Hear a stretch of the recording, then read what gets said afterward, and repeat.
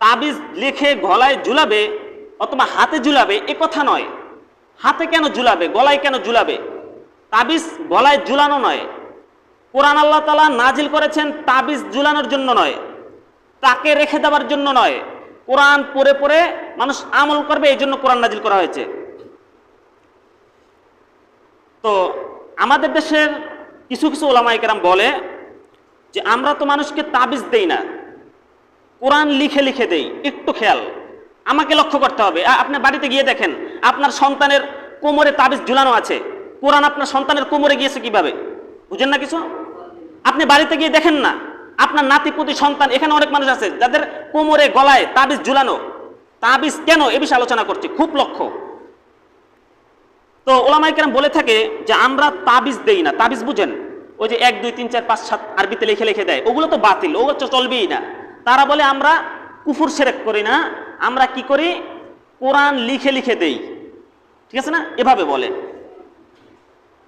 এখন কোন ওলামায়ে কেরাম বলে যে কোরআন হোক আর যা হোক, মান তাআল্লাকা তামিমা, আল্লাহর নবী একটা হাদিস বলেছেন, মান তাআল্লাকা তামিমাতা ফাকাদ আশরাকা বিল্লাহ, যেই ব্যক্তি গলায় তাবিজ ঝুলালো, যে কোনো তাবিজ, যে কোনো মাদুলি, ফাকাদ আশরাকা বিল্লাহ, সে ব্যক্তি আল্লাহর সঙ্গে শিরক করলো। মান তাআল্লাকা তামিমা, মান আল্লাকা তামিমা ফাকাদ আশরাকা বিল্লাহ, গলায় কোমরে যে কোনো জায়গায় তাবিজ ঝুলালে কি করলো, শিরক করলো। এই হাদিসের ভিত্তিতে ওলামায়ে কেরাম বলে যে কোনো তাবিজ, যে কোনো মাদুলি গলায় ঝুলানো শিরক। কেউ কেউ বলে যে আল্লাহর নবীর হাদিস দ্বারা উদ্দেশ্য ছিল কুফরি কালাম, এটা উদ্দেশ্য ছিল না। তো হাদিসটা আমরা একটা সাইডে রাখলাম। যাদের যুক্তি কোরআন হাদিস দিয়ে তাবিজ ঝুলানো যাবে তাদের কথা বলছি। যে কোরআনে সূরা রহমান লিখে আমি গলায় ঝুলাইলাম, ঠিক আছে না? তো যখন মানুষের বাচ্চা প্রসব হয় এর আগে আগে দেখবেন হুজুরের কাছে গেছে তাবিজ আনতে, তো হুজুরে তাবিজ দিল, সূরা রহমান লিখে দিল, তো রহমান এনে ঝুলাইছে কোমরে। তো আপনি বলেন তো, মানে একটু খেয়াল করতে হবে, আপনি বলেন যে কোরআন আপনার কোমরে, যখন আপনি সহবাস করছেন, স্ত্রী সহবাস করে না মানুষ? কথা বলেন, স্ত্রী সহবাস করে মানুষ? কোরআন কোথায়? কোমরে। সূরা ফাতিহা বলবেন, সূরা ইয়াসিন বলবেন, আর রহমান। মানুষ কত বোকা দেখেন, সূরা রহমান তার কোমরে। মানুষ টয়লেটে যাচ্ছে, কোরআন কোথায়? কোমরে। মানুষ টয়লেটে যাচ্ছে, হাতে বেঁধে কোরআন নিয়ে যাচ্ছে। চুরি করে, ডাকাতি করে, জেনাখোর, মানে যাই করে না কেন খারাপতা, সিনেমা হলে গেল, কনসার্টে গেল, কোরআন কোথায় বলেন তো? কোরআন কোমরে অথবা হাতে অথবা গলায়। কোরআন নিয়ে এখানে সেখানে যাচ্ছে, এগুলো কি? আপনি বলেন তো কোরআন এসে অপমান হয়? আমরা বুঝলাম কোরআন দিয়ে তাবিজ লেখা জায়েজ, এতটুকু আমরা তোমাদের কথা অনুযায়ী ধরলাম। তবে আমরা বলি এটা বেয়াদবি, মস্ত বড় বেয়াদবি কোরআনের সঙ্গে। স্ত্রীর সহবাস আপনারা করেন না, কোরআন কোথায়? আপনার কোমরে। আস্তাগফিরুল্লাহ ওয়া আতুবু ইলাইহি। এগুলো ছিঁড়ে ফেলতে হবে, এগুলো কোমরে রাখা যায় না।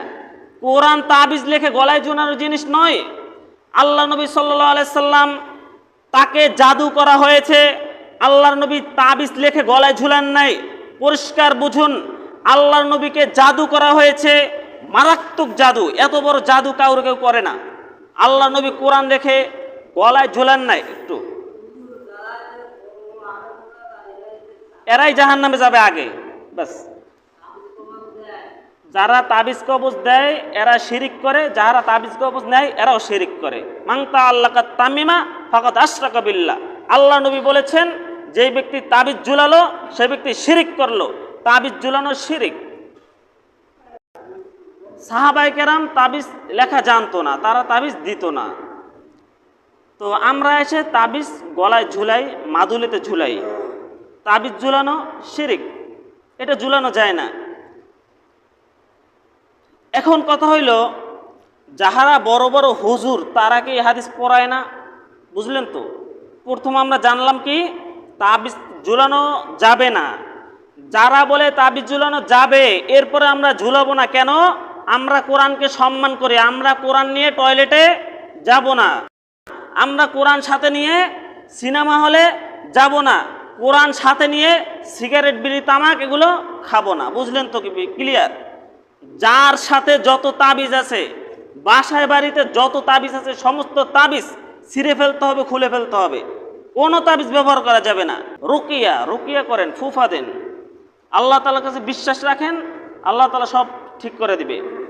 আরব কান্ট্রিতে মক্কা মদিনায় এখনও আপনি যাবেন, শিরিক শিরিক বলে ছিঁড়ে ফেলবে পুলিশরা। গলায় তাবিজ দিয়ে যান, দেখবেন যত পুলিশরা আছে শিরিক শিরিক শিরিক শিরিক বলে ছিঁড়ে ফেলবে। এগুলো কি গলায় লটকানো যায় না। আর এগুলোর মাধ্যমে বর্তমানে চলছে খুব দুর্নীতি।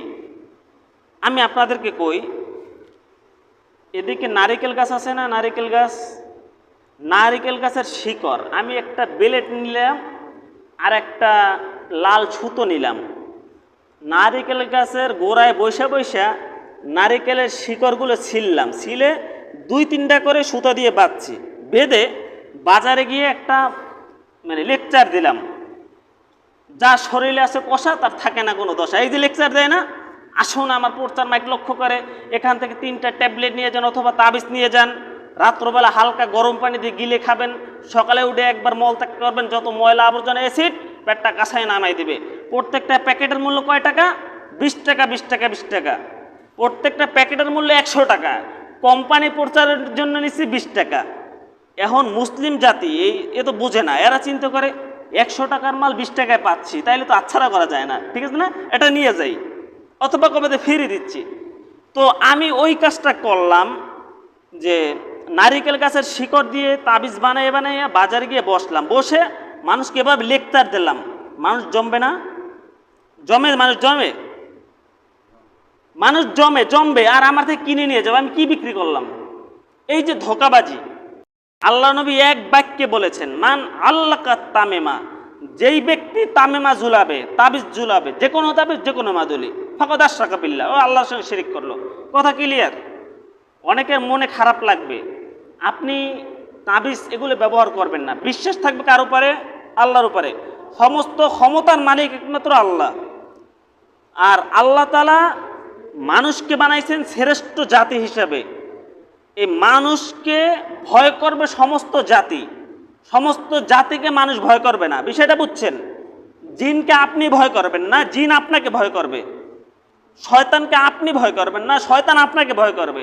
বিষয়টা এরকম। এখন জিনের ভয়ে তাবিজ ঝুলানো যাবে না। সকাল সন্ধ্যা সূরা নাস ফালাক পাঠ করেন, পৃথিবীর কোনো শক্তি নেই ক্ষতি করতে পারে। এই জন্য যে কোনো সম্পদ, যে কোনো জিনিস আপনি রাখবেন কি করে? আয়াতুল কুরসি পড়ে ফু দিয়ে রেখে দিবেন, ও কেউ ধরবে না।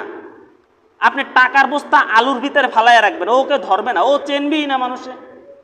আয়াতুল কুরসি পড়ে বুকে ফু দেবেন, পৃথিবীর কোনো শক্তির আপনার ক্ষতি করবে, ঠিক আছে না? এই আমলগুলো আমরা শিখব এবং রুকিয়া করব। রুকিয়া, ফুফা, হুজুরের কাছে গিয়ে বলবেন, হুজুর ফু দিয়ে দেন, আমার সন্তানে ফু দিয়ে দেন, পানিতে ফু দিয়ে দেন, কিছু দোয়া দরুদ পড়ে। আর যারা পারি আমরা দোয়া দরুদ পড়ে ফুফা দেব। তাবিজ এগুলো ব্যবহার না করাটাই কি ভালো, এগুলো আমরা ব্যবহার করব না। ওয়া আখিরু দাওয়ানা আলহামদুলিল্লাহি রাব্বিল আলামিন।